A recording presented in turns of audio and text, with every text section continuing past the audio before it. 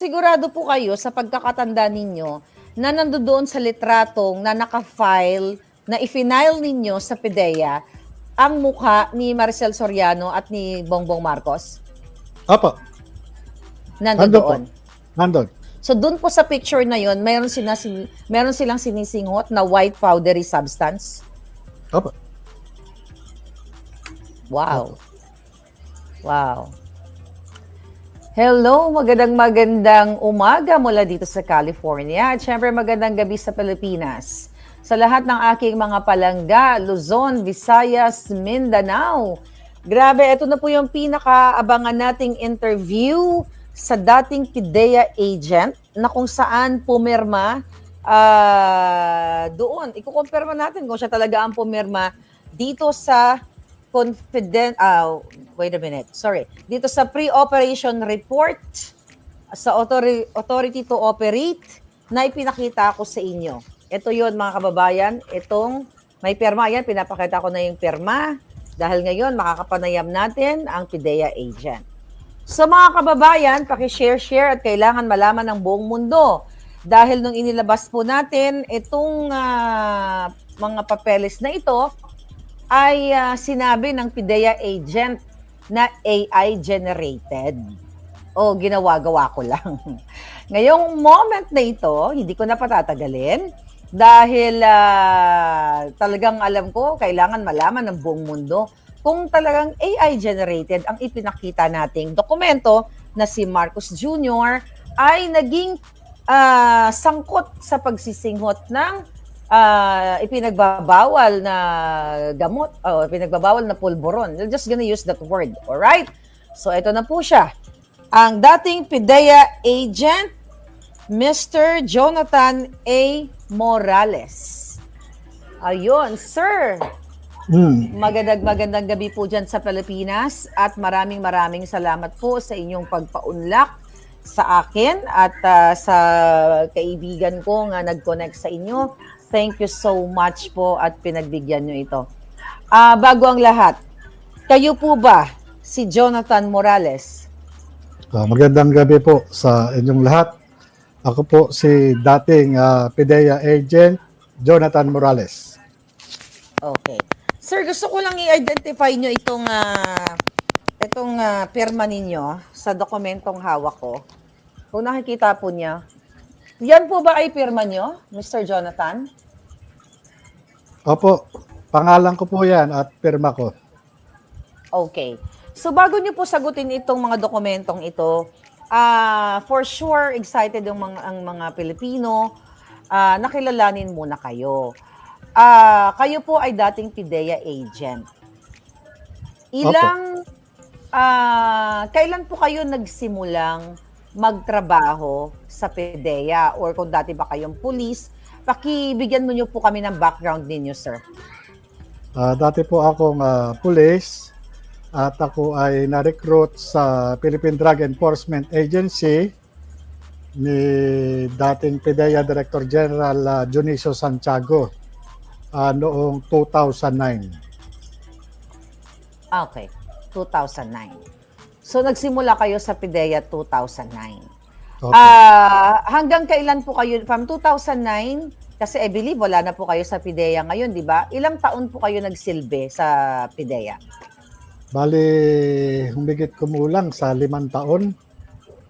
5 taon. Anong year? So, 2009, 10, 11? 2013 po ako nawala sa PIDEA.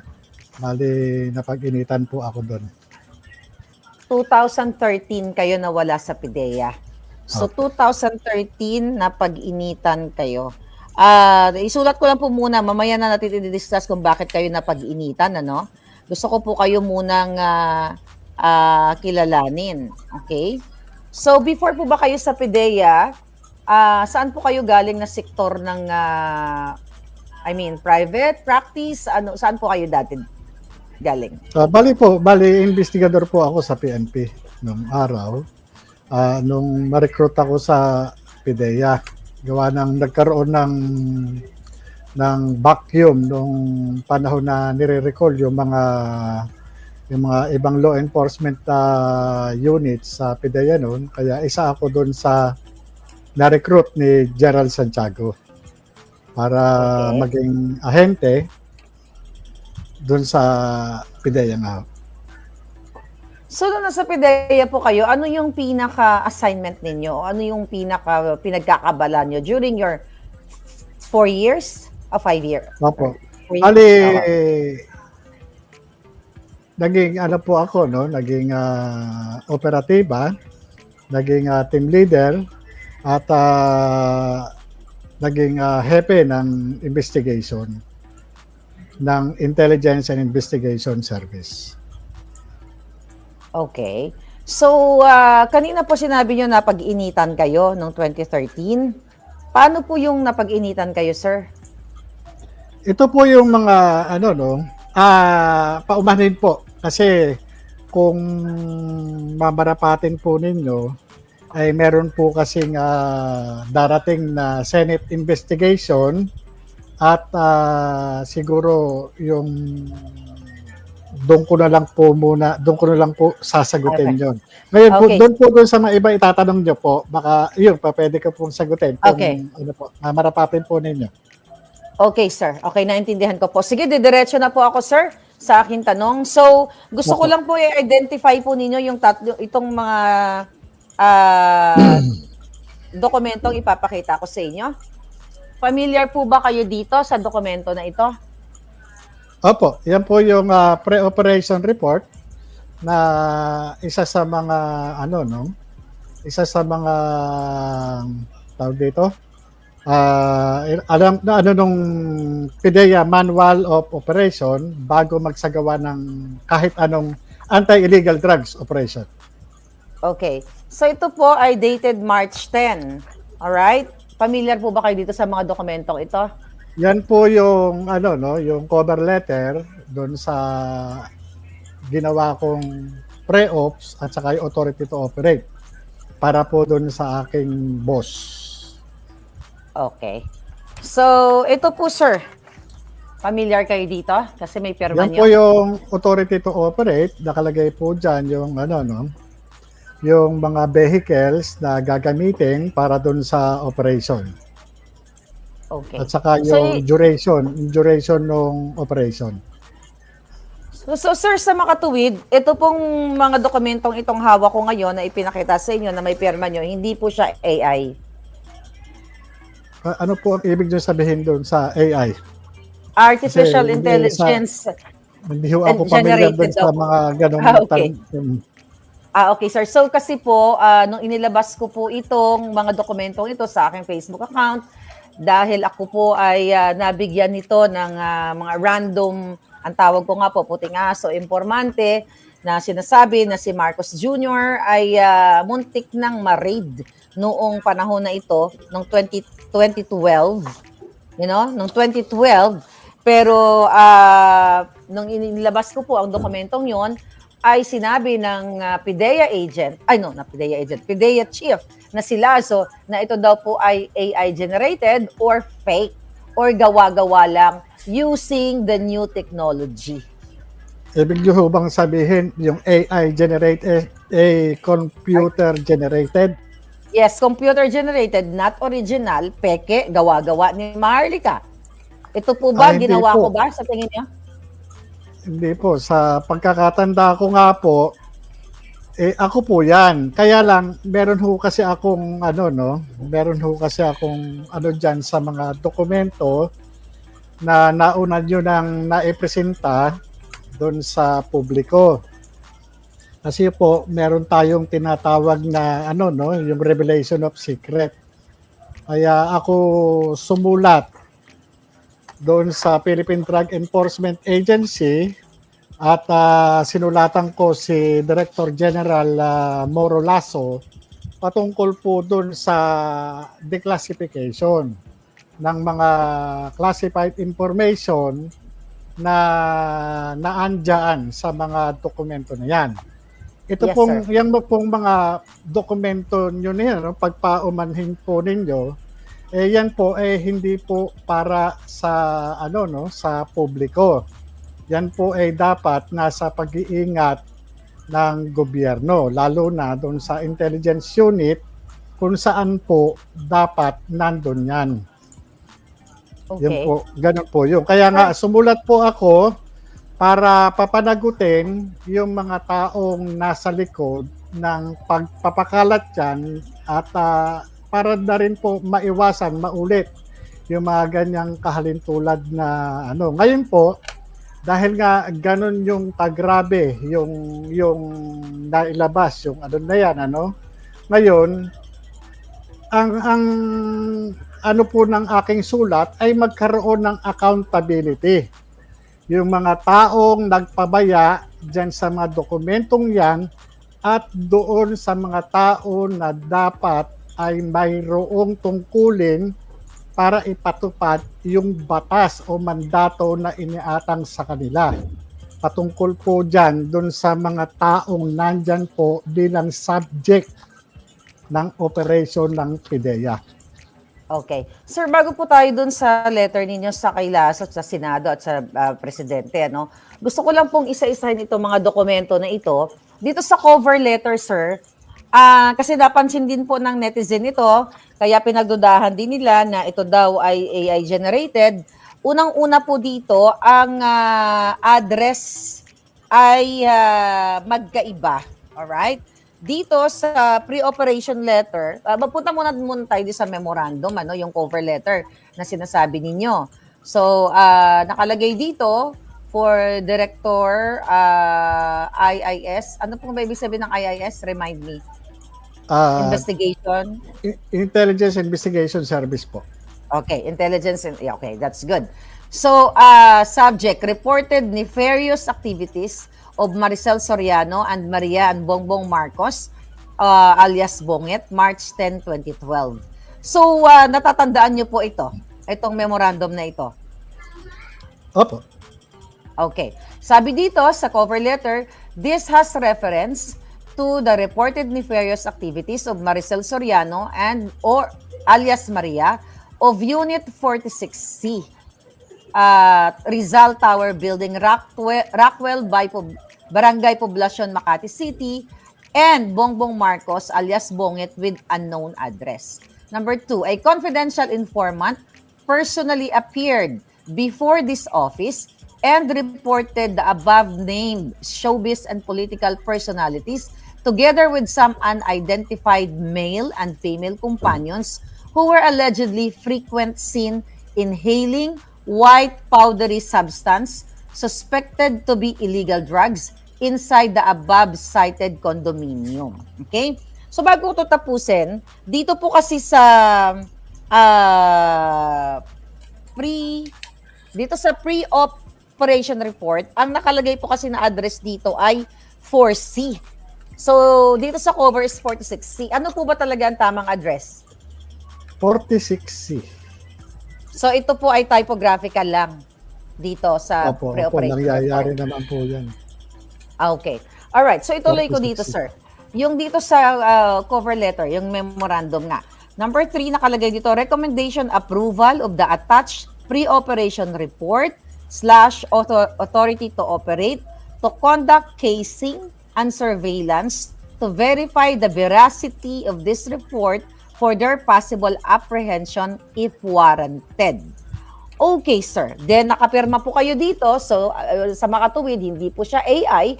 So, ang tanong ko, bago po ba isinulat ang memorandum na ito na nakasaad dito, nakasalaysay, base sa mayroong confidential informant na pumunta sa inyo, ano po ba ang...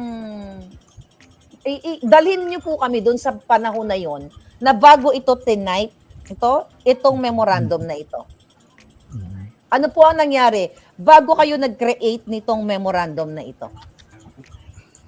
Ganito po yun, ano. Ang usual na ginagawa namin dyan, ini-interview namin yung, kung sino yung agent on case, doon sa, sa confidential informant. Sa kaso niyan, sa pagkakatanda ko, ay kinunan ko ito ng ng deposition of witness. Kaya ko po sa nanigurado din ako nung panahon na yon gawa ng sa bigat ng mga personalidad na Sangkot. ipinakita sa akin na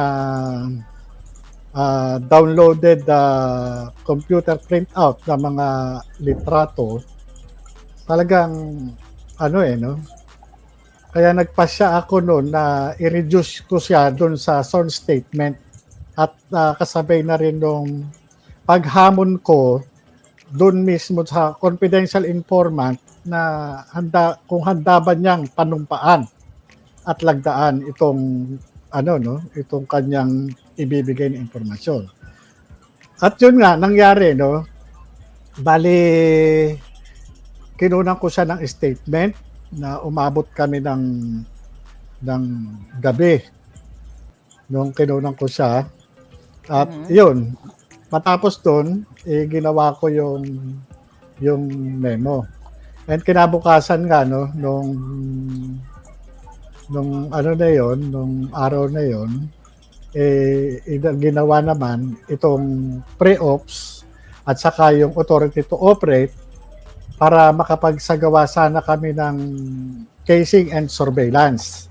And pati doon sa aking instruction, doon sa confidential informant, for him na makakuha kahit man lang sample o maliit na kung ano man yung makukuha niya na sinasabi niyang powdery substance na ayon sa kanya available dun sa lugar o dun sa area.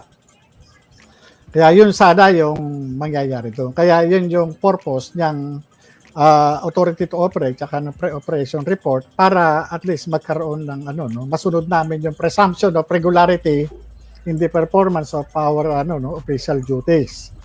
Para pagpunta doon, pag-deploy ng tao, nandun sa loob, meron kaming pinanghahawakang dokumento na lehitimo yung aming trabaho.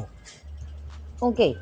So, nung pumunta po yung informante sa inyo, syempre bilang isang PIDEA agent, hindi naman kayo basta-basta nagpapaniwala na, si ganito, si ganyan, nakita ko, na walang sapat na ebidensya. Nabanggit nyo kanina pictures. Meron po ba kayong natatandaang mga litrato o video na ipinakita na yung nabanggit na pangalan na artista na si Maricel Soriano at then Senador Marcos Jr., meron po bang ipinakita sa inyo ang confidential informant na pictures na naka-attach dito sa mga dokumentong ito na supposedly nasa nakatago sa PIDEA, PIDEA office? Wala pa po ba sa inyo yung mga litrato at saka yung kopya ng affidavit? Wala pa po. Baka parating pa lang. So gusto ko po, meron pong litrato. Meron pong litrato, wala pong video. Kasi yung pong litrato na yon nanggaling po doon sa cellphone ng reporte o nung confidential informant. At doon nga po, kaya isa po doon sa naging motivation ng inyong lingkod para itong trabaho na ito ay idokumento, doon pa lang initially na-convince na ako na maaaring ay totoo yung report. Kaya nga doon pa lang sa litrato, iba't ibang pagkakataon at iba't ibang okasyon na nung makita ko yung litrato, yun pa rin. Pero sa kabilang banda, nung ipakita niya yung litrato, isa-isa ko talagang tinanong yung confidential informant during nung pagkuha ko ng kanyang testimonya. Pina-identify ko kung sino ito. Meron siyang nakilala, meron siyang hindi kilala, o meron siyang hindi pinangalanan. Katunayan, yung iba ron talagang nilagyan pa niya ng pentel pen yung mga muka para yung kumbaga sa iniingatan niya yung identity. Pero doon sa meron siyang mga nakilala at hindi ko muna i-reveal sa inyo kung sino-sino yung mga personalidad na naandun. Pero sigurado po kayo sa pagkakatanda ninyo na nandoon sa litratong na naka-file, na i-file ninyo sa PIDEA ang mukha ni Maricel Soriano at ni Bongbong Marcos? Opo, Nandoon. nandun. Natatandaan niyo po ba kung mga ilang pictures yun?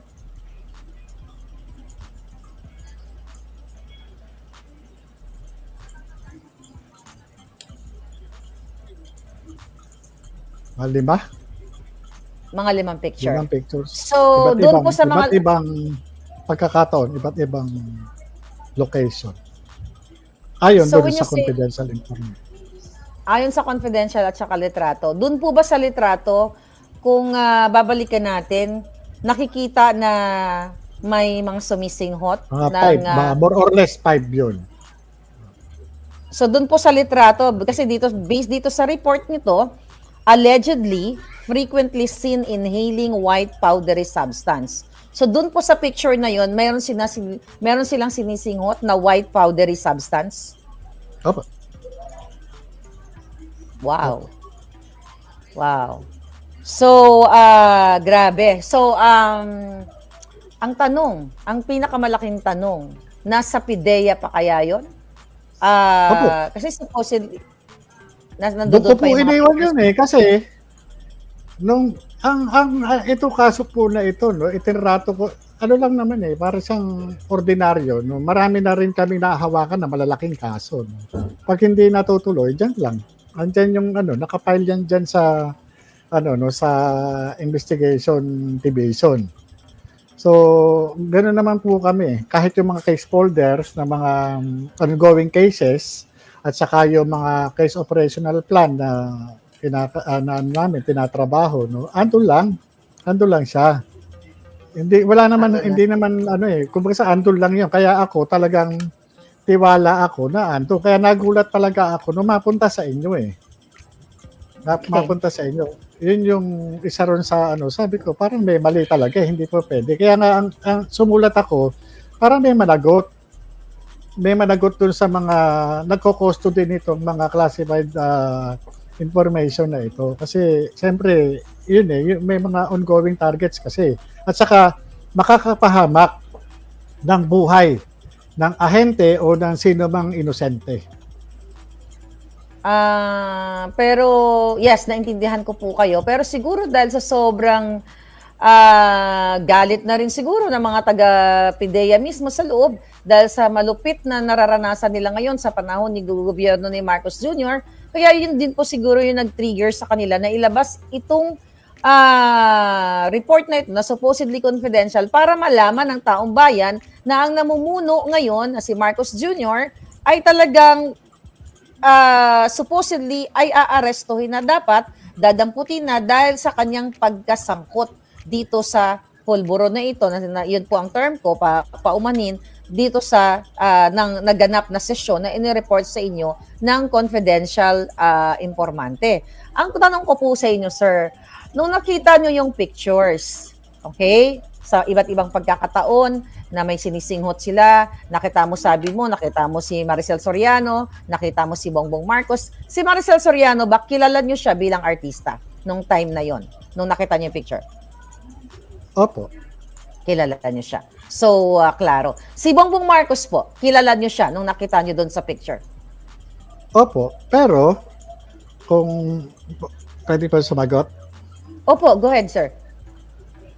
Kahit po kilala ko yung mga tao na nasa picture o siyempre ang ano ko bilang investigador, kinukumpirma ko mismo dun sa nagpresenta ng litrato kung sino yung nasa litrato. Kahit ko kilala ko po sila, kinumpirma ko po mismo sa pamamagitan ng sworn statement na kinukuha ko sa kanila na sino ito. Okay. Na at yun po talaga nakasulat. Kaya kung maipipresenta po, kung magkakaroon maipresenta itong sworn statement po na ito, malinaw at positibong itinuturo ng declarant o ng deponent kung sino po yung tao na nando sa picture, na nagde-depict sa picture, at kung ano yung ginagawa ng taong nag-depict dun sa picture. Okay. Yun po yun. So, yeah, tama, na-gets ko yun. Kasi kahit nakilala mo, hindi pwedeng ikaw, as an investigator, hindi ikaw pwede magsabi, si ganito to, si ganyan to. So, the informant should identify kasi siya yung nagre-report. Opo. Kagaya po nung maliban dito, may tanong pa ako, maliban dito sa binigay mong pangalan, meron ka pa bang ibang pangalang alam at tungkol dito sa tao na ito?